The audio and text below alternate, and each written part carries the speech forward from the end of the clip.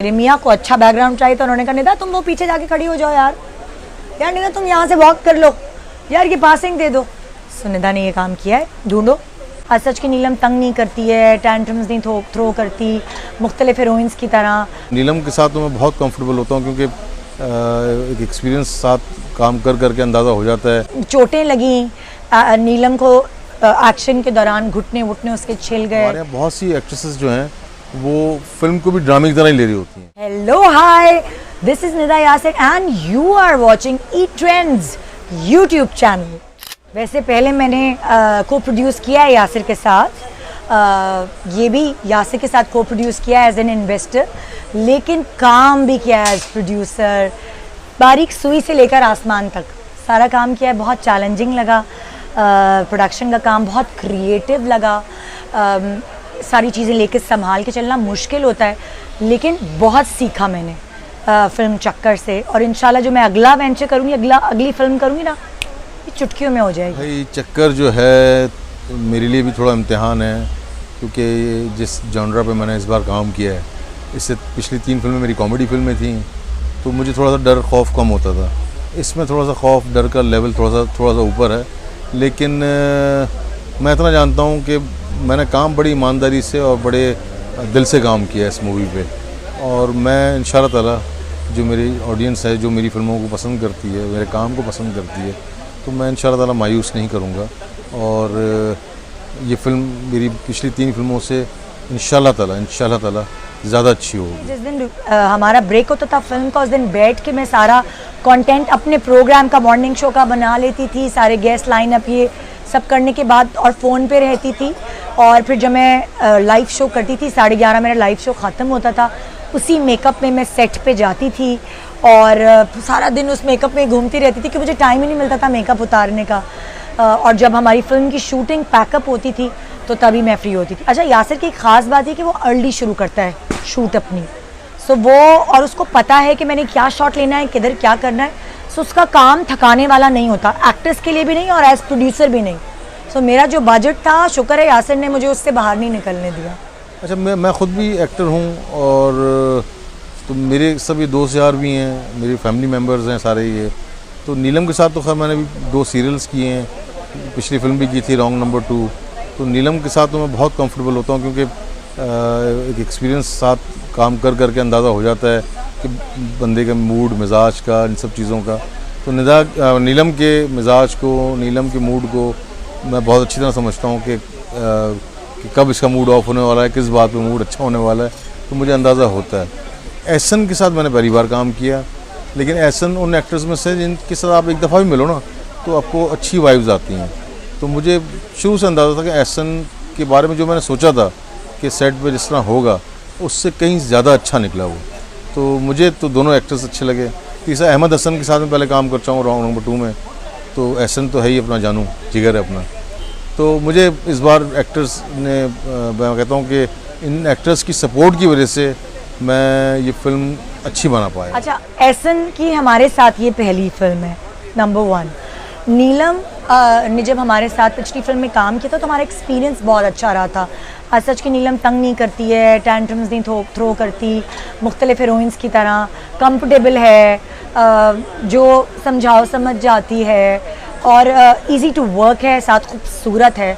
Film में आपको जो फिल्म मटेरियल चाहिए वो सब चीज़ें नीलम में मौजूद हैं।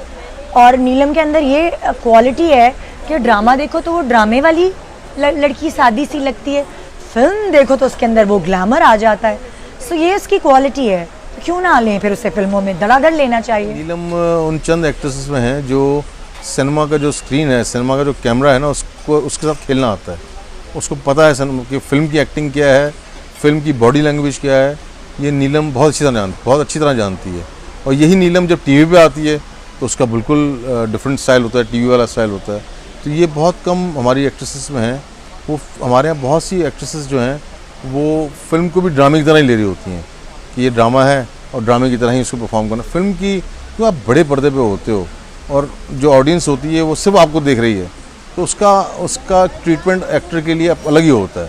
उसकी अपनी प्रेजेंस होती है जो स्क्रीन पर नज़र आनी चाहिए। वो नीलम में है टैलेंट। वो नीलम जानती है कि सिनेमा में या बड़े पर्दे पे मुझे कैसा दिखना है, तो वो नीलम फिर वैसी नज़र आती है। और आप नीलम के ड्रामे देखें तो आपको नज़र आता है कि कोई ड्रामा एक्ट्रेस खड़ी सामने। तो ये बहुत बड़ा टैलेंट है नीलम के अंदर। बहुत सारे मोमेंट्स थे, बहुत मुश्किल काम था इसमें क्योंकि एक्शन बहुत है। सो चोटें लगी नीलम को एक्शन के दौरान, घुटने वुटने उसके छिल गए और साथ ओवर वर्क होने की वजह से मैं थक गई थी। तो एक दिन सीन कोई शूट हो रहा था, रात के 4 बज रहे थे और मेरी आंख लग गई बैठे बैठे और उस पिन ड्रॉप साइलेंस में मेरा ज़ोरदार खराटा गूंजा और यासिर ने मुझे जल्दी से गोनी मारी, निदा क्या कर रहे हो। मेरे उस खराटे को सब ने सुना होगा लेकिन इग्नोर मारा क्योंकि मैं इतनी थक चुकी थी और मेरी most embarrassing moment of life होगी वो शायद, जो मैं खराटे लेके सो गई बैठे बैठे। देखिए ये बात मैं पहले भी कह चुका हूँ कि हर साल 2017, 18, 19 इन सालों में 5-5, 6-6 फिल्में आई हैं ईद पे। कभी 2 फिल्में इंग्लिश होती थी, 1 इंडियन हो गई, 2 पाकिस्तानी हो गई, कभी 3 पाकिस्तानी हो गई, 2 इंग्लिश हो गई। तो ये तो 5-5 फिल्में आई हैं और स्क्रीन्स ली हैं इन्होंने और स्क्रीन टाइम तो लिया इन सब ने। अब बात ये होती है कि ऑडियंस जो है, सिनेमा ऑडियंस जो है वो ऑटोमेटिकली फ़िल्म को फ़िल्टर करती है। जो मूवी अच्छी होती है उसकी बज़ ज़्यादा होती है, वो ऑटोमेटिकली आगे जाती है। जो फिल्म ऑडियंस में एवरेज जाती है उसको शोज़ भी कम कर दिए जाते हैं। तो ये कंपटीशन है और ये तो पूरी दुनिया में होता है कि जो फिल्म अच्छी होगी वो चाहे मेरी हो चाहे किसी और की हो, वो आगे जानी है। जो फिल्म थोड़ी सी हल्की होगी, जो ऑडियंस नहीं एक्सेप्ट कर पाई इस फिल्म को, वो चाहे मेरी हो चाहे दूसरे की हो, तो वो ऑटोमेटिकली शोज़ कम होंगे। तो ये कहना कि ईद पे 4 फिल्में आ रही हैं, 5 फिल्में आ रही हैं, तो भाई ये 4-5 फिल्में हर साल आई हैं ईद पे और जो अच्छी फिल्म रही है वो सर्वाइव किया उसने, वो आगे निकली है और अपनी जगह बनाई है उसने। तो इस साल भी ऐसी होगा, जो बेहतर होंगी, जो ऑडियंस में हिट कर जाएंगी जो भी फिल्म, वो अपनी जगह खुद ही बनाएगी वो। तो फिल्म का तो ये एक वजह है कि फिल्म कितने पानी में है वो 2-4 दिन में पता चल जाता है। मैं कह रही हूँ कि डरना ही नहीं चाहिए। वो लोग भी अपनी प्रमोशंस करते थे तो मुझे इतनी खुशी होती थी कि लोग सिनेमा में आएंगे, चाहे वो पर्दे में रहने दो हो या दम मस्तम हो या घबराना नहीं, कोई भी फिल्म अपनी फिल्म की प्रमोशन करेगा तो आएंगे तो सिनेमा ना। सो आपके पास इतनी छुट्टियाँ आ रही हैं, आप देखिए पूरा वीक ईद की छुट्टियाँ आ रही हैं, फिर वीकेंड भी साथ इंक्लूड हो रहा है। तो इतने दिन क्या करेंगे घर पे, सिनेमा जाएं और सारी फिल्में देखें एक एक करके। देखिए हमारा ब्रेड एंड बटर नहीं है फिल्म, मैं अलग काम करती हूँ, यासिर अलग काम करता है, मगर हमारा पैशन है फिल्म। सो जब हम फिल्म इंडस्ट्री के लिए पैशनेट हैं और फिल्में बना रहे हैं, जबकि हालात आपको पता है क्या हैं, सो क्यों नहीं लोग उसमें हिस्सा डालते और वो भी पैशनेट हों फिल्म देखने के लिए। एक्चुअली जब कोविड 6 दिन हमने शूटिंग की, जब कोविड की एक सुनगुन आई थी, फिर 6 दिन बाद कैमरा हमने क्लोज़ कर दिया और इंतज़ार करने लगे सही वक्त का कि हम कब धड़ल्ले से शूटिंग कर सकते हैं। फिर हमने मार्च में 6 दिन शूट करने के बाद जो अगला कैमरा ओपन किया वो नवंबर था। सो सोच लें कितने दिन का गैप आया, मगर उस गैप में मुझे जो लोकेशंस मैंने ढूंढी हुई थी उससे भी ज़्यादा बेहतर लोकेशंस मिल गई, उससे भी ज़्यादा बेहतर कपड़े बन गए, उससे भी ज़्यादा बेहतर काम हो गया। तो जो आई डोंट नो जो होता है वो अच्छे के लिए होता है। फिल्म कहाँ शूट हुई है पाकिस्तान में? फिल्म कराची में ही शूट हुई है, मगर हमने गाने वगैरह जो शूट किए हैं वो एक ऐसी जगह पे जाके शूट किए जो इतनी खूबसूरत जगह है, लेकिन वो अंडररेटेड है, इतना लोगों को उसके बारे में पता नहीं।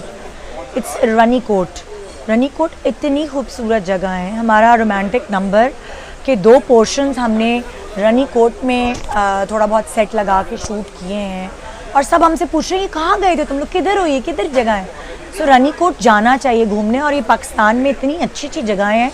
मुझे लगता है जब हम फिल्में बना रहे हैं कुछ तो हमें उन चीज़ों को दिखाना चाहिए। हमने अपनी फिल्म में दिखाया है, पोर्ट्स दिखाया है, हमारा कब्रिस्तान नेवी का कब्रिस्तान है। सो हमेशा हम फिल्मों वगैरह में बुरी साइड क्यों दिखाते हैं पाकिस्तान की, अच्छी जगहें भी दिखानी चाहिए। देखने वाले या नहीं? निदा यासिर आपको एज एन एक्स्ट्रा नज़र आएंगी फिल्म में, जहाँ पासिंग करानी होती है निदा यासिर पासिंग इधर से गुजर रही हैं।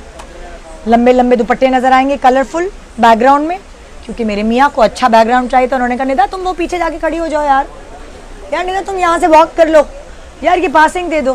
सो निदा ने ये काम किया है, ढूंढे फिल्म में आप।